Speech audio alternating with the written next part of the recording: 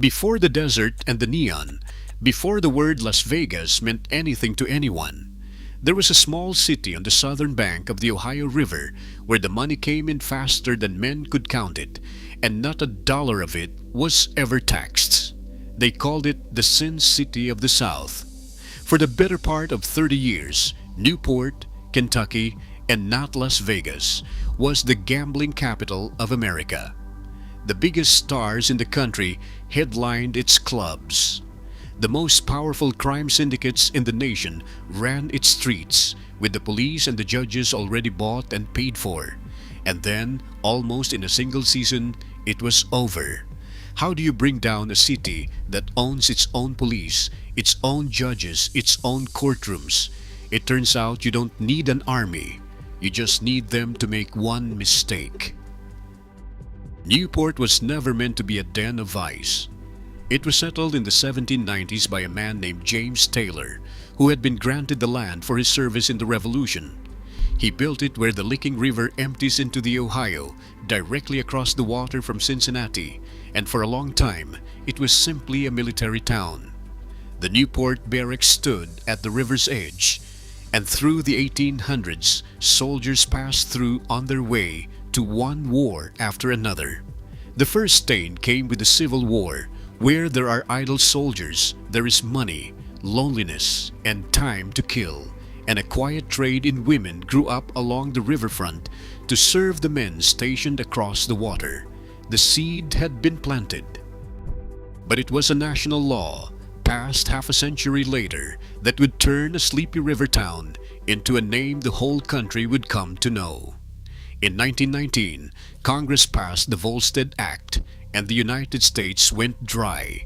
Overnight, the simple act of selling a drink became a criminal enterprise worth a fortune. And Newport, sitting just across the river from a thirsty city, was perfectly placed to supply it. Cincinnati had the customers, Newport had the cover.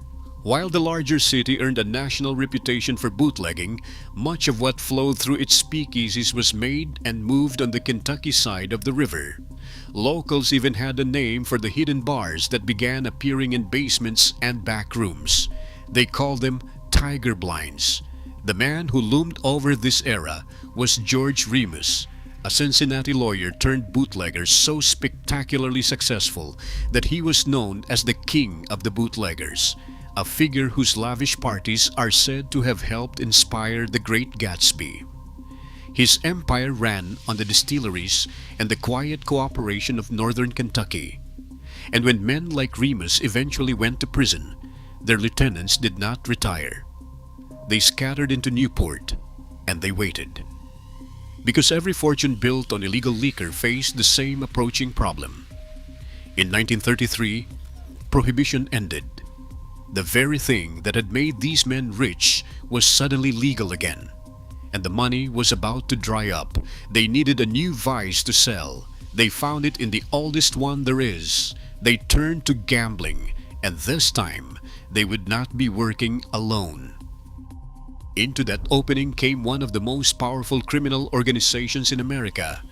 They were known as the Cleveland Syndicate, and their inner circle, four men named Mo Dalitz, Morris Kleinman, Louis Rothkopf, and Sam Tucker, was called simply the Cleveland Four. They had grown rich smuggling liquor across the Canadian border, and they understood something the small operators never did.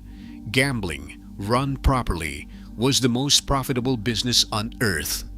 Newport was small enough that an entire city government could be purchased, and close enough to a major population to fill every table every night.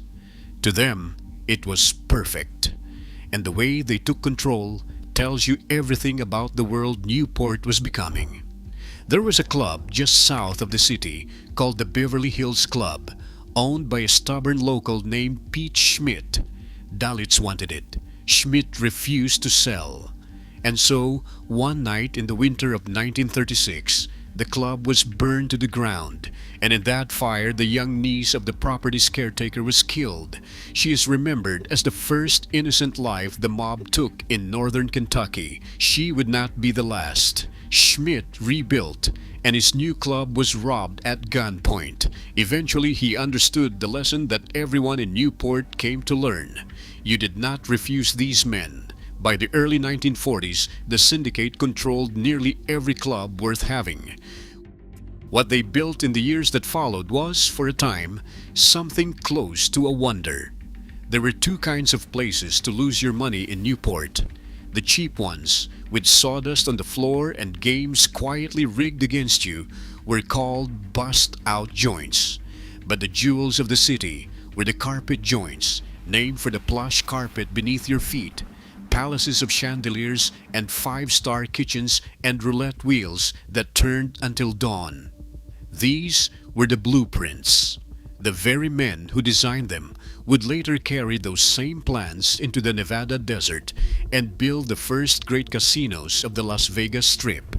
By 1950, one count put the city at 7 casinos, 8 gambling clubs, a string of smaller dens, and more than a dozen high-end brothels, several of them within a single block of the police headquarters. One estimate held that Newport's operators pulled in $30 million a year. None of it taxed, none of it declared. By day, the city held around 30,000 people. But when the sun went down and the cars streamed across the bridges from Cincinnati and beyond, that number could swell toward 100,000, and the stars came with them. Liberace and Milton Berle headlined the showrooms. Legend insists that Frank Sinatra gambled in the back rooms and that Marilyn Monroe walked the floors, and some of that is true, and some of it is simply the kind of myth a place like this gathers around itself. What is certain is that for a generation, if you could dream a vice and pay for it, Newport would sell it to you. Here is the strange part, the part the people who lived through it never quite knew how to explain. Newport in these years was clean. The streets were swept. The infrastructure was cared for. Residents left their front doors unlocked at night and felt safe doing it. The mob, after all, wanted a city that looked respectable, a place that made money and stayed quiet. But beneath the swept streets ran a current of violence that surfaced the moment anyone reached too far. In 1946, 2 brothers named Farley robbed one of the Syndicate's clubs. Days later, leaving another club before dawn, they were cut down by a shotgun fired from a passing car. One of them died where he fell. A racketeer named Melvin Clark collapsed on Central Avenue with a bullet lodged in his throat. This was the bargain Newport had struck. Order and prosperity on the surface, paid for in fear and in blood beneath it, and the rest of the country was beginning to notice. In 1950, a United States Senate committee investigating organized crime turned its gaze on Newport and held the city up to national ridicule. The police chief testified with a straight face that he somehow knew nothing of the gambling houses any taxi driver in Cincinnati could find. No one believed him. The open secret was no longer secret, but knowing a thing and being able to stop it are two very different matters. By the end of the 1950s, the ground was beginning to shift. Out west, the Nevada desert was offering the Syndicate something Newport never could. There, gambling was legal. The big money began drifting toward Las Vegas, and as it drifted, the men who ran Newport grew a little less invincible, a little more distracted. The people of the city saw their opening. A reform movement had risen. A citizens group that called itself the Committee of 500, ordinary residents who had finally grown tired of living in a place the nation laughed at. But a movement needs a face. And in 1961, they found one. His name was George Ratterman, and he was about as close to an American hero as Northern Kentucky could produce. He had been a star quarterback at Notre Dame, called the greatest all-around athlete in that school's history. He had played in the National Football League for the Cleveland Browns, and he was the first man ever to wear a radio receiver inside his helmet so his coach could call the plays into his ear. He had been on the cover of Sports Illustrated. Now he was a businessman in nearby Fort Thomas, a married father of 8, and when the reformers came to ask him to run for sheriff, he agreed. When he announced his campaign, he seemed to understand exactly what was coming. He told his opponents to let the attacks begin now, if they must. Let the battle be joined. He had no idea how literally they would take him. On the night of the 8th of May, 1961, Ratterman received a message. It came from a man named Tito Carinci, himself a former college football player who now managed a Newport nightclub. Carinci claimed he wanted out of the gambling life and asked to meet. Against the advice of nearly everyone around him, Ratterman agreed. He went to a bar and he had a single drink. Within minutes, the room began to turn. He remembered making his way to a bed in a suite above the club. He remembered the feeling of being powerless. And then he remembered nothing at all. At 2:45 in the morning, 3 Newport detectives burst into room 314 of the Glen Hotel, acting, they said, on an anonymous tip about prostitution. There they found George Ratterman, wearing almost nothing, barely conscious, lying in a bed beside a stripper who performed under the name April Flowers. Her real name was Juanita Hodges. Ratterman was arrested, charged, and by morning his face and the sordid details were on front pages across the country. The all-American family man who had promised to clean up Sin City, caught in bed with a stripper in the very heart of the vice he had sworn to destroy. On its face, it was the perfect assassination of a man's character. The mob had every reason to believe they had already won. But they had made one mistake. They had been too greedy with the dose. When Ratterman finally made it home, still disoriented, his wife took one look at him and did the thing that would unravel everything. She brought him to the family doctor. The doctor drew his blood, and the test came back with an answer the conspirators had never planned for. Ratterman's body was flooded with chloral hydrate, the knockout drug the underworld called a Mickey Finn. One physician estimated he had been given a triple dose, enough to have killed a smaller man. He had not stumbled into that room. He had been carried there.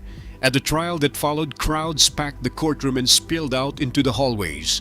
And then the case against him collapsed in a single afternoon.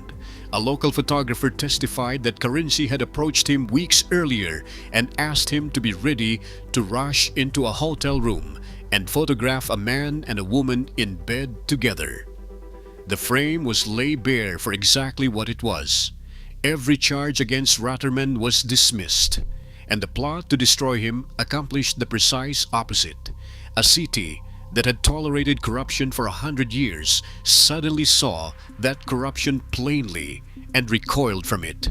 The sympathy was overwhelming. That November, George Ratterman was elected sheriff of Campbell County in a landslide.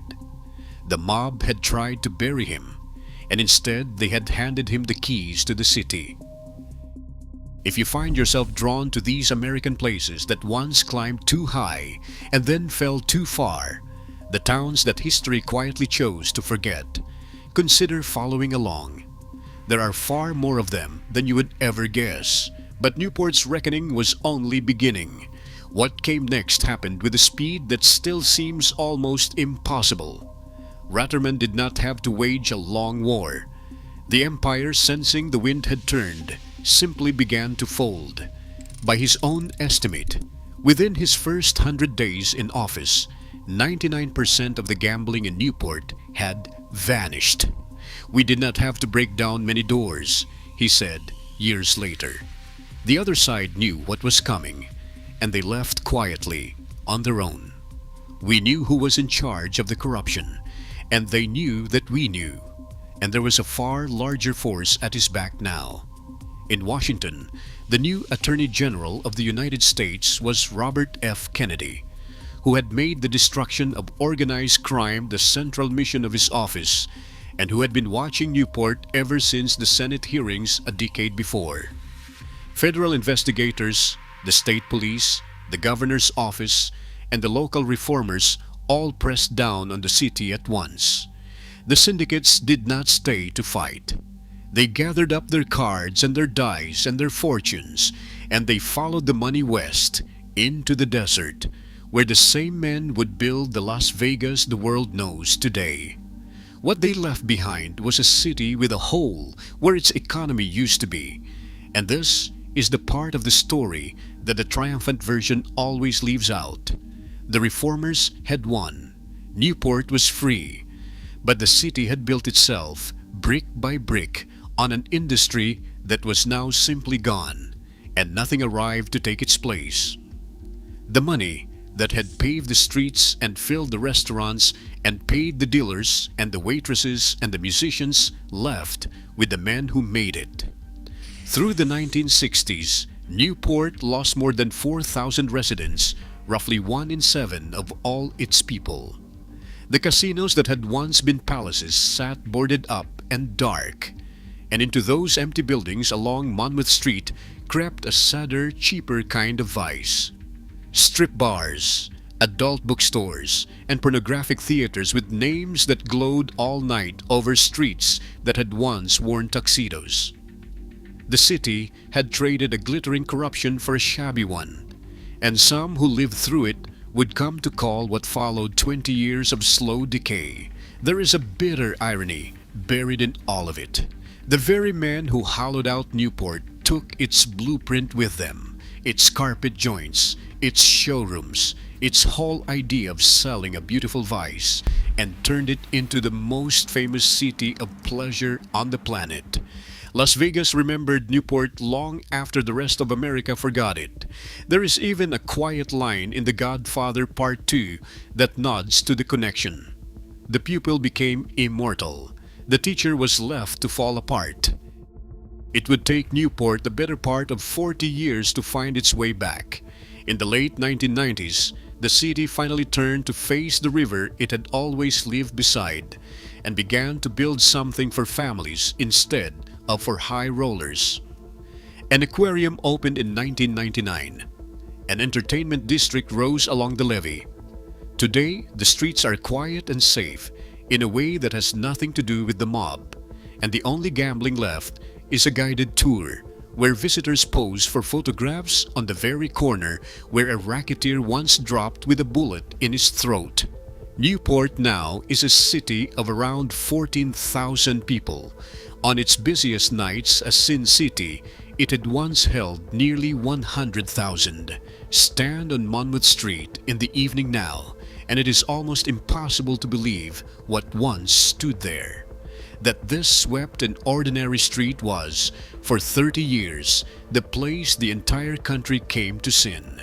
There is something in that worth sitting with for a moment. A city can hold a kind of greatness and a kind of rot in the very same hand. And when you finally tear out the rot, you sometimes find that you have torn out the beating heart along with it. Newport survived, but it never again became what it was. And perhaps, in the end, that was simply the price of becoming clean.